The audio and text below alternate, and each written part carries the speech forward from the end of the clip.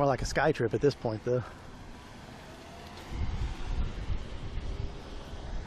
Yeah, I've never had one of those. Like, I know Replacement and Vic recommended me the Herbs and Rye Steakhouse, but it's a little off strip. But I figure if they're giving me a resort credit, maybe I'll just go to one of those really nice steakhouses, get me like a $60 or $70 steak, you know? Because I don't really have much else I would want to spend the $100 credit on. I don't really think I'd like to do the buffets, like maybe Bacchanal or something like that. But first off, I don't know if it applies to that. And then second, I just don't really know if I'm going to do that this trip. I might have to save it for another one where I have more time. I don't really want to do a stream at the buffet. That seems like a lot for, you know, getting up and down to go get food and all of that. Yeah, there may be a placard that tells us about the water levels. I'm not sure. I remember on the tour they definitely told us about it.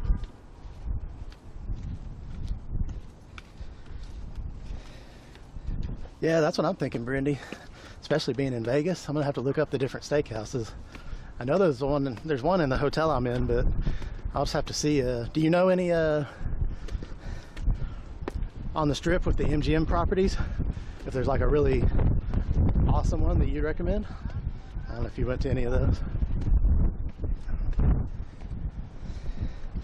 How is it free?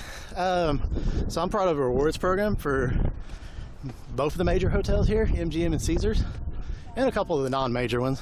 But when you gamble, you basically, you know, build up, like, they call it a relationship, but they'll send you offers based on your amount of play. So back home we also have some MGM and Caesars hotels. So I'm not a huge gambler, but I guess I've done enough that they gave me an offer for 4 free nights, as well as $250 in free play. So basically whatever you gamble for that $250, they reimburse you, and then a $100 resort credit. So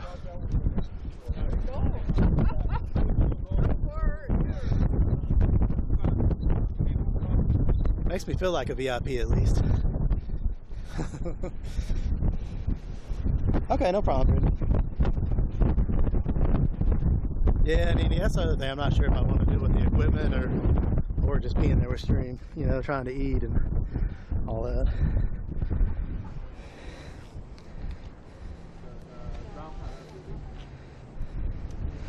Did they give me a host? No, I don't have a host. Not that VIP. Not that big of a VIP. I'm not like a huge gambler, but I guess I've done enough over the years that they gave me an offer to get me out here, and just worked out. It's going to save me money on flights coming this way anyway, so I said, why not take advantage of that 4 free nights? So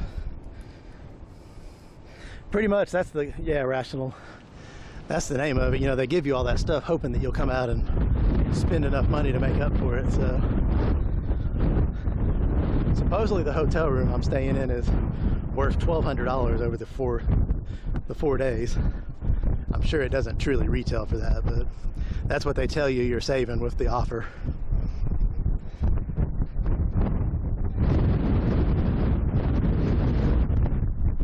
And I don't know, I might gamble that much back, but the thing is, it was money I was planning on spending anyway, so I work quite hard back at home, you know, all year long. So to me, I look at gambling as kind of like adult entertainment. I mean, I go in there with the money I plan to spend anyway. And if I lose it, I lose it. And if I win, I go up. That's a huge perk.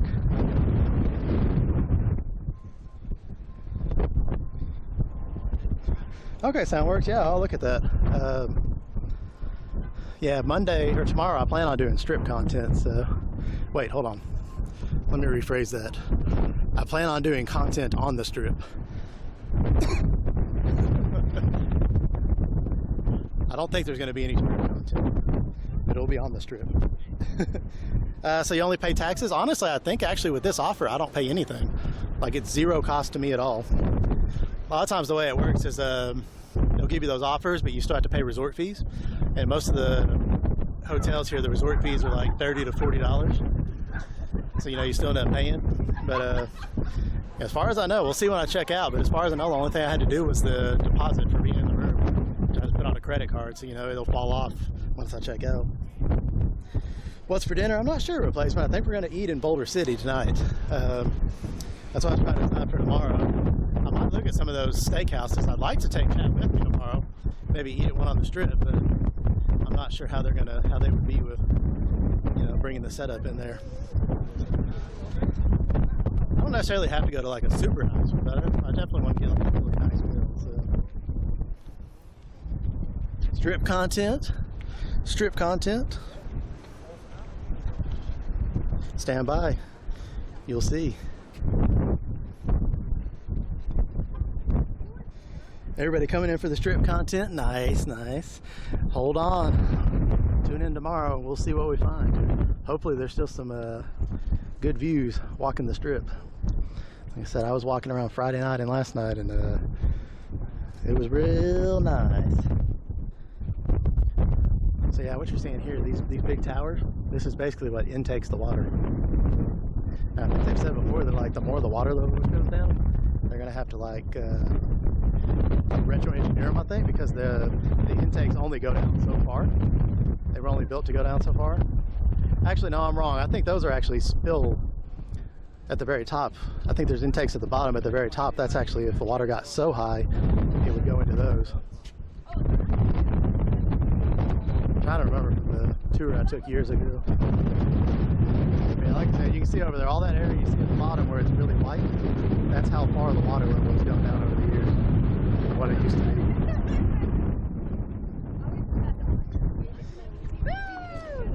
Holding on for strip content. Yes.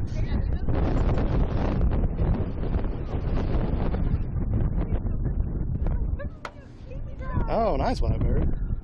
Oh yes, man. There was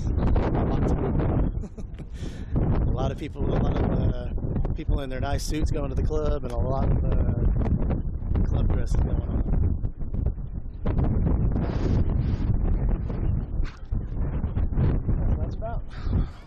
That's about what you can see here as far as like the view, I think.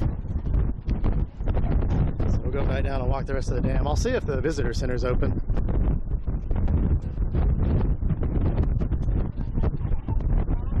Y'all hold on, I'm trying to hold you, but it's windy.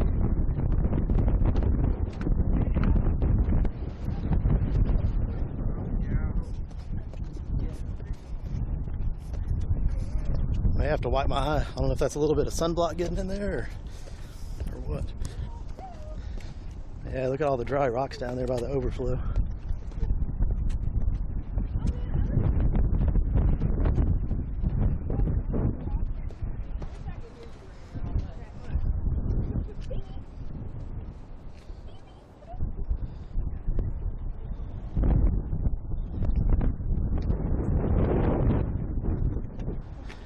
It's a combination of the wind and the sweat getting in my eyes, making them water.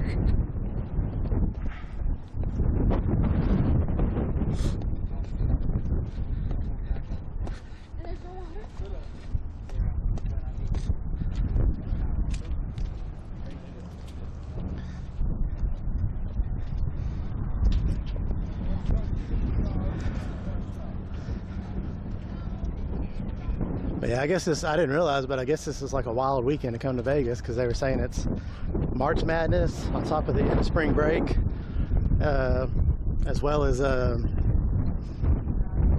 a lot of conferences, I guess, going on. So when I checked in, I got in quite late, like about 1:30 or 2 a.m. Actually, I got to the airport about 1 a.m. By the time I got my luggage, I went out to get the ride to the hotels, and they were like $60 to go like a 10-minute ride. So I just kept staying around and refreshing, and then it went down to like 20, and then it went to 15, and then by the time I walked over, I was about to book again, jumped back up to 60 for Lyft. So I stood around for a little bit longer. It went down to 24, and then finally I got one for about $15. Ended up tipping the guy. Was super cool though, so of course I gave him a pretty nice little tip, you know, as appreciation for helping me out to find the rideshare area.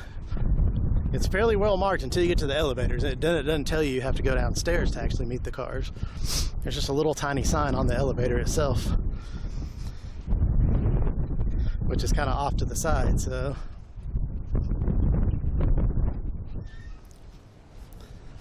he was really cool on waiting and directing me on where to go and all that, so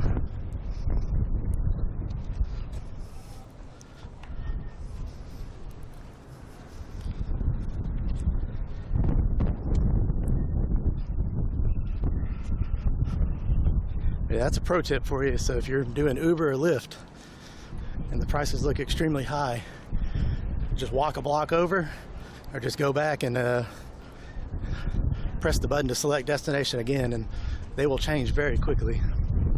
All those price changes happen within about 10 minutes. So